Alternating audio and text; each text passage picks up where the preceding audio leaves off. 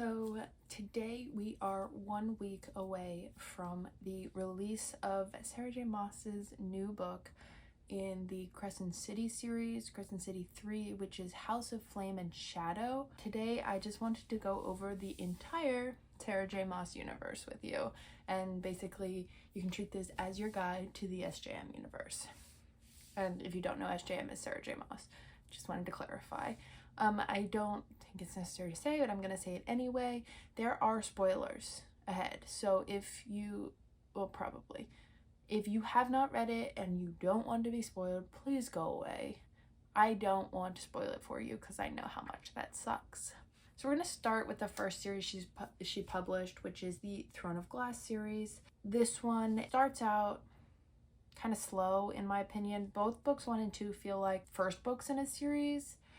Book 1 is the title book of the series, Throne of Glass, and book 2 is Crown of Midnight. Both of them have a lot of world building and are very heavy on character development and building, and what I later learned is that Throne of Glass was Sarah J. Maas's first book she ever published, and she wrote it as a teenager, so it kind of makes sense why that one's a little bit flat, in my opinion. She originally wrote Throne of Glass as a standalone book and decided to turn it into a series, so she changed the ending of the original and then wrote Crown of Midnight. And if you're gonna write a whole series, you need more significant world buildings. You have a world for your characters to exist in and to like build them into.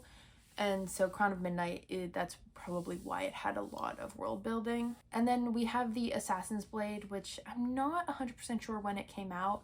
This one is the prequel to Throne of Glass, and there are arguments about when you should read it. I'm pretty sure some people say you read it first, and other people say you read it after Heir of Fire, after Crown of Midnight.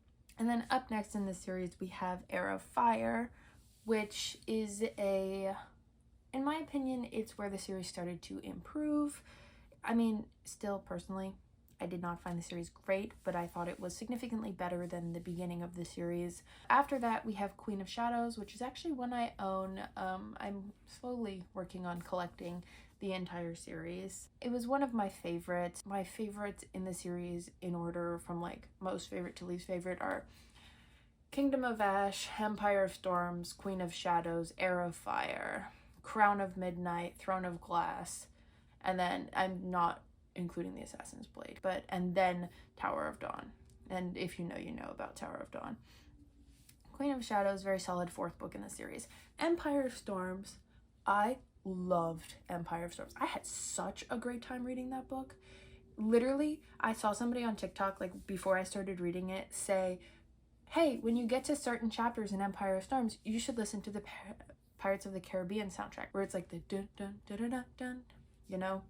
And so I did, and such a fun time. It was so much fun, like seriously. Highly recommend. That's how I recommend you read it every time now. And then we have, there are debates on which order you should read it and whether or not you should do an Empire of Storms and Tower of Dawn tandem read. Personally, I read it in publishing order, which is Empire of Storms, then Tower of Dawn. After Empire of Storms, Tower of Dawn was the most boring thing ever. I personally wish I had switched it and read Tower of Dawn first and then Empire of Storms, because I think Empire of Storms is a better segue into Kingdom of Ash. Tower of Dawn just was bland, and it kind of felt like a stall book because she wasn't ready to finish it. And we did learn some useful information in Tower of Dawn, but we 100% could have had a couple chapters, like every couple chapters, gone to wherever they were in Tower of Dawn and had that, and like learn that information there, and just kind of like alternated between the 2 points of view in Empire of Storms and in Tower of Dawn. That's my opinion. And then finally in this series, we have Kingdom of Ash, which is a really thick book. I read it from my library the first time, and so I did not realize how thick it was, but it was thick, because now I own it. And it was my favorite one of the series. I think it was a very good culmination to the series, and it wasn't as devastating as it could have been. If you know, you know. Like, obviously, you're at the end of a fantasy series, you're going to kill off some characters. Like, of course, like, who's not? But I personally think that the characters she chose to kill off were not as impactful as others might have been, but I have learned by reading more of her work that she doesn't necessarily go for the emotional, like she goes for it, but she doesn't go for the main characters, is what I've learned when she's going to kill off a character. Okay, up next is overall my least favorite thing that Sarah J. Maas has ever written, and to each their own. I read this one after Throne of Glass, and I personally thought the storytelling in Throne of Glass was so much better. It was told in the third person, and this one is told in the first person. I'm talking about ACOTAR, if you didn't know, A Court of Thorns and Roses, and that series now.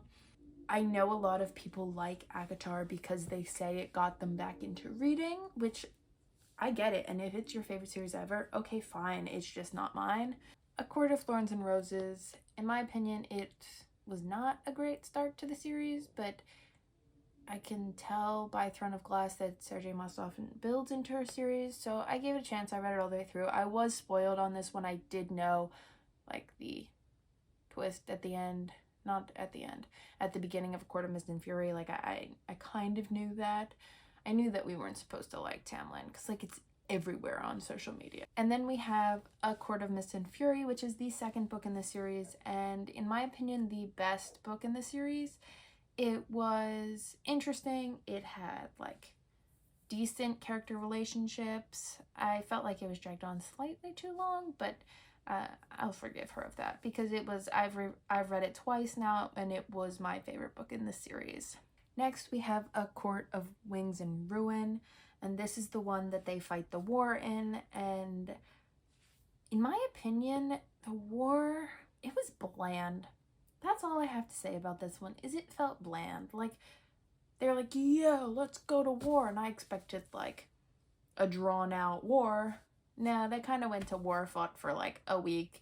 They lost a battle, they won a battle, and then they won the whole war. I was not invested, and I personally don't like Feyre as a character, so I wasn't invested in her either. This one, I just got through it. Then we have A Court of Frost and Starlight, which I have read, and this is where Sarah J. Maas makes an interesting decision. She switches perspectives. So for the first 3 books, Sarah J. Maas told the story from a first-person point of view and from Feyre's point of view. After that, after A Court of Wings and Ruin, in A Court of Frost and Starlight, Sarah J. Maas switches to third-person point of view, which I don't understand that decision. Throne of Glass was written entirely in the third-person point of view, and I think it really worked for that series because we have a lot of different characters that we're following, so it's like you kind of go follow this character for a while, and then you can go follow that character, and it worked without having to keep track of, like, whose head you were in. Or, like, this one, she started out with Feyre's point of view, but I think she decided to expand it to have other people's point of view, and that's why we had A Court of Frost and Starlight to, like, bridge that gap and get us used to the third person in this world. And then finally in this series we have Nesta and Cassian's story, and it is told entirely in the third person, which I think honestly made it better. I really thought that Nesta's redemption arc was decent. ACOTAR is an incomplete series, so I am hopeful that it will continue to grow and improve as the series continues. I'm just waiting for Azrael's story because I want to know his secrets, but I will continue reading it. I think I'm enjoying the third person better than the first person from Feyre's point of view, so I'm going to keep reading this series. Finally, we have the Crescent City series, and I was spoiled. Before I even started reading the first book of this series, I was spoiled for the end of book 2 because you can no longer read ACOTAR and Crescent City as separate series. If you know what happens at the end of book 2. I read book 1 2 months ago now, almost, and it was, honestly, I thought it was very good. A lot of people think it's very dense, but I personally have read denser. I did not think it was very hard to understand. I thought the writing quality was better than ACOTAR. It was on par, in my opinion at least, with the writing quality at the end of the Throne of Glass series. So I really enjoyed it. I think I gave it 5 stars. I'm looking forward to the release on January 30th. I'll be completely honest with you, I currently have House of Sky and Breath out from my library, and I have not read it yet because I know the spoiler at the end, and I always have a hard time when I know that there's a cliffhanger and I know what the cliffhanger is, reading that book before the next one comes out. We have book 3 coming out Tuesday, January 30th, which is a week from today, and it is crossover between the ACOTAR and the Crescent City series. And I am just hoping and praying we get to see Aelin Galathynius, the fire-breathing bitch queen herself, because she is my favorite Sarah J. Maas character, and I will be very disappointed if we don't get to see her. I hope that you found this Sarah J. Maas overview useful, helpful, and that it helped you gear up for the release on Tuesday. And this is not sponsored at all. I just thought it would be kind and helpful to talk about the whole universe, because they are all interconnected. As we know, when Aelin fell through the world, we had a description that was very similar to Feyre and Rhys. We also had a description that was very similar to Crescent City and like where Bryce lives, so they're all interconnected. With that said, thank you for watching. Come back next week. I have no idea what's going up next week, but come back next week. And if you want to see what I'm currently reading and what my thoughts are on books that I've read, feel free to follow me on Storygraph or friend me or whatever it's called. All of those will be linked in the description. Thank you so much. Give this a thumbs up if you liked it, and I'll see you next week.